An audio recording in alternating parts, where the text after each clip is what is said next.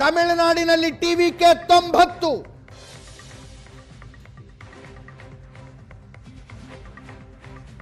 ಪಶ್ಚಿಮ ಬಂಗಾಳದಲ್ಲಿ ತೃಣಮೂಲ ಕಾಂಗ್ರೆಸ್ನ 95 ಹಾಲಿ ಶಾಸಕರು ಹಿನ್ನಡೆಯಲ್ಲಿದ್ದರೆ 31 ಸಚಿವರು ಹಿನ್ನಡೆಯಲ್ಲಿದ್ದಾರೆ.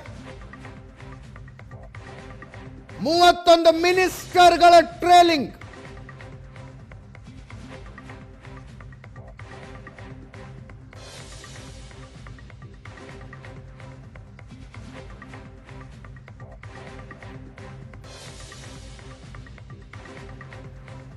ದಾವಣಗೆರೆ ದಕ್ಷಿಣ ಬಿಜೆಪಿ ಅಭ್ಯರ್ಥಿ ಶ್ರೀನಿವಾಸ ದಾಸಕರಿಯಪ್ಪ ಮುನ್ನಡೆಯನ್ನು ಹೆಚ್ಚಿಸಿಕೊಳ್ತಾ ಇದ್ದಾರೆ. ಮೊದಲ ಹಂತದ ಮತ ಎಣಿಕೆ ಮುಗಿದಾಗ 200 ಮತಗಳ ಮುನ್ನಡೆಯಲ್ಲಿದ್ದವರು ಈಗ 4800 ಮತಗಳ ಮುನ್ನಡೆಗೆ ಬಂದಿದ್ದಾರೆ. ಬಾಗಲಕೋಟೆಯಲ್ಲಿ 12710 ಮತಗಳ ಮುನ್ನಡೆ ಕಾಂಗ್ರೆಸ್ನ ಉಮೇಶ್ ಮೇಟಿ ಅವರಿಗೆ.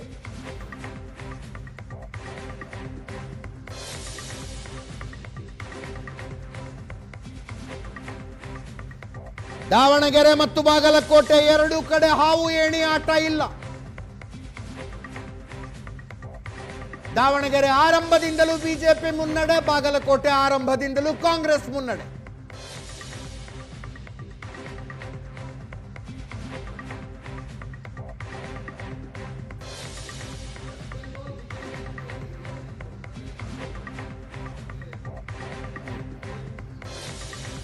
ಇದನ್ನು ಗೆಲುವಾಗಿ ಪರಿವರ್ತಿಸಿದಲ್ಲಿ ಕಾಂಗ್ರೆಸ್ನಲ್ಲಿ ಒಂದು ದೊಡ್ಡ ಸಂಕಟದ ಆರಂಭದ ಸಂಕೇತ.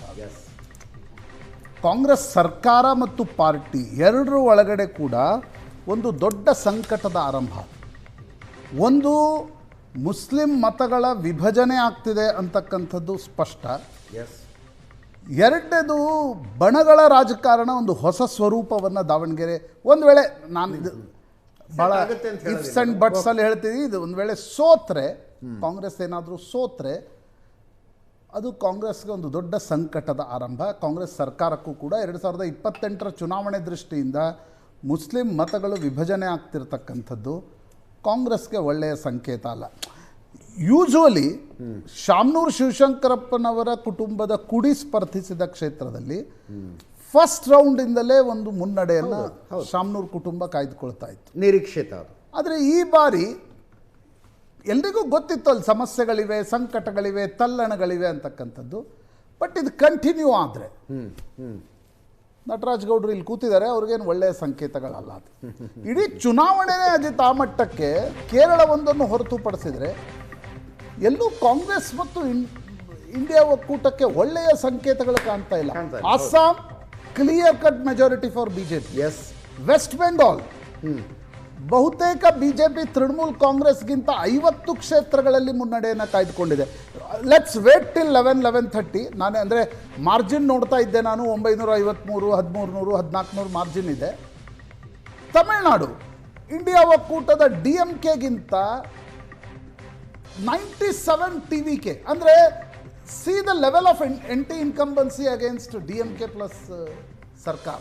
ಅಂದರೆ 97-66. ನೀವು ಅದು ನೋಡಿದರೆ ಅವರಿಬ್ಬರು ಸೇರಿದರೆ ಹಾಫ್ ಮ್ಯಾಜಿಕ್ ನಂಬರನ್ನು ಕ್ರಾಸ್ ಮಾಡ್ತಾರೆ. ಆಶ್ಚರ್ಯಕರ ರೀತಿಯಲ್ಲಿ ಅಜಿತ್ DMK ಹೋಗಿ ವಿಜಯ್ಗೆ ಸಪೋರ್ಟ್ ಮಾಡುತ್ತಾ? You don't know. ಯಾವಾಗಲೂ ಥರ್ಡ್ ಪಾರ್ಟಿ ಜೊತೆ ಮೈತ್ರಿ ಮಾಡ್ಕೊಳ್ಳೋದು ಫಸ್ಟ್ ಪಾರ್ಟಿಗೆ ಈಸಿ ಇರುತ್ತೆ. ಹೇಳ್ದಂಗೆ ಕೇಳ್ಕೊಂಡಿರ್ತಾರೆ, ಕಡಿಮೆ ಸಂಖ್ಯೆ ಇರುತ್ತೆ. ಹಾಗಾಗಿ ಏನಾಗತ್ತೆ ತಮಿಳುನಾಡಿನಲ್ಲಿ ಅನ್ನೋದು ಗೊತ್ತಿಲ್ಲ. ಆದರೆ ನಾನು ಈಗಾಗಲೇ ನಾಥ್ ಅವ್ರು ಹೇಳಿದ ಮೊದಲು ಹೇಳಿದೆ, DMK ಒಂದು ವಾರ ಆದರೂ ವೆಯ್ಟ್ ಮಾಡಬೇಕಾಗ್ತದೆ. ನೀವು ಹೇಳಿದ ಕರೆಕ್ಟ್ ಅದು. ಯಾಕಂದರೆ ಅದೇ ತಮಿಳುನಾಡಿನ ರಿಸಲ್ಟ್ ಇದೆ ಅಲ್ವಾ.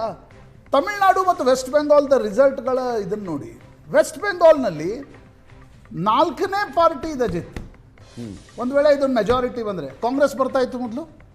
ಹೌದು, ಕಾಂಗ್ರೆಸ್ ಒಂದು ಸ್ಪಷ್ಟತೆಯನ್ನು 47ರಿಂದ 77ರವರೆಗೆ ಕಾಂಗ್ರೆಸ್ ದೊಡ್ಡ ನಾಯಕರು, ಸಿದ್ಧಾರ್ಥ್ ಶಂಕರ್ ರಾಯ್, ಯಾರು ಈ ದೇಶದಲ್ಲಿ ತುರ್ತು ಪರಿಸ್ಥಿತಿ ಐಡಿಯಾನ ಇಂದಿರಾ ಗಾಂಧಿಗೆ ಕೊಟ್ಟರು, ಭಾಳ ದೊಡ್ಡ ಕಾನ್ಸ್ಟಿಟ್ಯೂಷನಲ್ ಲಾಯರ್ ಆಗಿದ್ದರು. ಅವರು ತಮಿಳುನಾಡು ವೆಸ್ಟ್ ಬೆಂಗಾಲ್ನ ಮುಖ್ಯಮಂತ್ರಿ ಆಗಿದ್ದರು.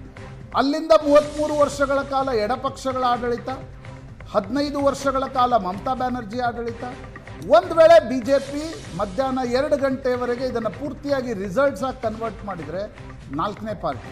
ಎಸ್, ತಮಿಳುನಾಡಿನಲ್ಲಿ ಕಾಂಗ್ರೆಸ್, AIADMK, ನೋಡಿ ತಮಿಳುನಾಡು 100ರ ಗಡಿ ದಾಟು TVK ಲೀಡ್ಗಳಲ್ಲಿ, 100ರ ಗಡಿ ದಾಟು TVK.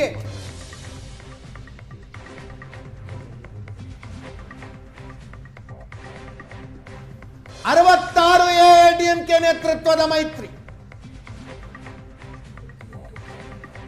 3ನೆಯ ಸ್ಥಾನಕ್ಕೆ ಆಡಳಿತಾರೂಢ DMK 48.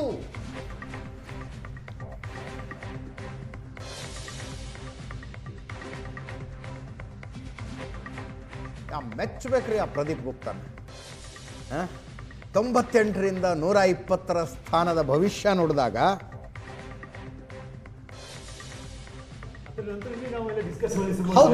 ಅದರ್ವೈಸ್ TVK ಎಷ್ಟು ವಿಜಯ್ ಯಾರ ಮತಗಳನ್ನ ಒಡಿತಾರೆ, ಯಾರ ಸಂಖ್ಯೆಗಳನ್ನು ಕಡಿಮೆ ಮಾಡ್ತಾರೆ ಅನ್ನುವಷ್ಟಕ್ಕೆ ಚರ್ಚೆ ಸೀಮಿತವಾಗಿತ್ತು.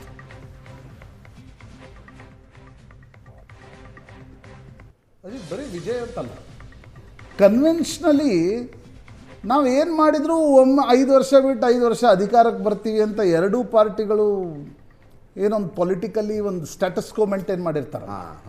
ಅಂಥವ್ರಿಗೆ ಇದು ಎಚ್ಚರಿಕೆಯ ಕರೆಗಂಟೆ. ಒಂದು ಡಾರ್ಕ್ ಹಾರ್ಸ್ ಬಂದು ಏನೇನು ಮಾಡ್ಬಿಟ್ಟು ಸಿ ಇವತ್ತು ಈ ರಿಸಲ್ಟ್ ನೋಡಿದಾಗ ನನಗನ್ಸುತ್ತೆ Annamalai was right. Yes, Annamalai was right. ತಮಿಳುನಾಡಿನಲ್ಲಿ AIADMK ಮತ್ತು DMKಗಳ ಸ್ಟ್ಯಾಟಸ್ಕೋಯಿಸ್ಟ್ ರಾಜಕಾರಣ ಮಿತಿ ಮೀರಿತ್ತು. ನಾನು BJPಯನ್ನು ಆಲ್ಟರ್ನೇಟಿವ್ ಮಾಡ್ತೀನಿ ಅಂತ ಅಣ್ಣಾಮಲೈ ಹೊರಟರು. ಬಟ್ BJP ಅಂತ ಪಾರ್ಟಿ ತೋರಿಸಲಿಲ್ಲ. ಅಲ್ಲ, ತಮಿಳುನಾಡಿನಲ್ಲಿ BJP ಆಲ್ಟರ್ನೇಟಿವ್ ಆಗೋಕ್ಕಾಗಲ್ಲ. ಮತ್ತೊಂದು ದ್ರವಿಡ ಪಾರ್ಟಿ, ಮತ್ತೊಂದು ಆಪ್ಷನ್ ಕೊಟ್ಟರೆ ತಮಿಳುನಾಡಿನ ಜನ ಬೆಂಬಲ ಕೊಡ್ತಾರೆ ಅನ್ನೋದು ವಿಜಯ್. ಮೇ ಬಿ ಅವ್ರಿಗೊಂದು ಸ್ಟಾರ್ ಇರೋದ್ರಿಂದ, AIADMK ವಾಯ್ಡ್ ಇರೋದ್ರಿಂದ, DMKಯ ಆ್ಯಂಟಿ ಇನ್ಕಂಬನ್ಸಿ ಎಲ್ಲದರ ಲಾಭ ಒಂದು ಕ್ಯುಮ್ಯುಲೇಟಿವ್ ಇಫೆಕ್ಟ್ನ ರೂಪದಲ್ಲಿ ವಿಜಯ್ಗೆ ಆಗಿದೆ. ಬಟ್ ನನಗನ್ಸುತ್ತೆ ಇತ್ತೀಚಿನ ವರ್ಷಗಳಲ್ಲಿ NT ರಾಮರಾವ್ 82-83, ಅದಾದಮೇಲೆ MG ರಾಮಚಂದ್ರನ್ ಅದಕ್ಕಿಂತ ಮುಂಚೆ, ಬಟ್ ಅವ್ರಿಗೊಂದು DMK ಲೀನೇಜ್ ಇತ್ತು. ಅರವಿಂದ್ ಕೇಜ್ರಿವಾಲ್ 2011ರಲ್ಲಿ ಬಂದು ಒಂದು ಮ್ಯಾಜಿಕನ್ನು ದಿಲ್ಲಿ ಅಂತ ಸಣ್ಣ ರಾಜ್ಯದಲ್ಲಿ ಮಾಡಿ ತೋರಿಸಿದ್ರು. ಬಟ್ ವಿಜಯ್ ಮಾಡ್ತಿರ್ತಕ್ಕಂಥ ಮ್ಯಾಜಿಕ್ ಏನಿದೆ ತಮಿಳುನಾಡಿನ ರಾಜಕಾರಣದಲ್ಲಿ, ಇದು ಎಲ್ಲೂ ಕೂಡ ರೆಪ್ಲಿಕೇಟ್ ಆಗ್ಬೋದು ಅಜಿತ್. ಎಸ್, ಗೊತ್ತಾ, ಈ ಆ್ಯಕ್ಚುಲಿ ಹೊಸ ಪಕ್ಷಗಳು ಹುಟ್ಟವಲ್ಲ, ಅದೆಲ್ಲವೂ DMKಗೆ ಎಗೇನ್ಸ್ಟ್ ಆಗಿ ಹುಟ್ಟಿದ್ದು.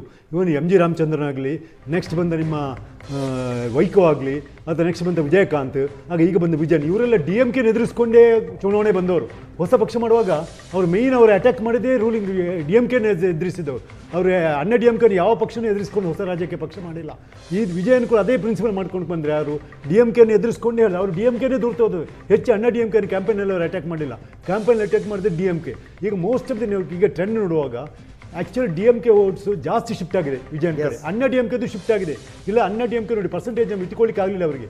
ಲಾಸ್ಟ್ ಪರ್ಸೆಂಟೇಜಲ್ಲಿ 34-35% ಇಲ್ವಾ, ಈ ಎಲೆಕ್ಷನ್ ಅವರು ಮೋಸ್ಟ್ಲಿ 30 ದಾಟುತ್ತಿಲ್ಲ ಅಣ್ಣ DMK ಅವರು. ಮೋಸ್ಟ್ ಆಫ್ ದಿ ವೋಟ್ಸ್ ಉಂಟಲ್ಲ DMKಯಿಂದ ಹೋಗಿದೆ.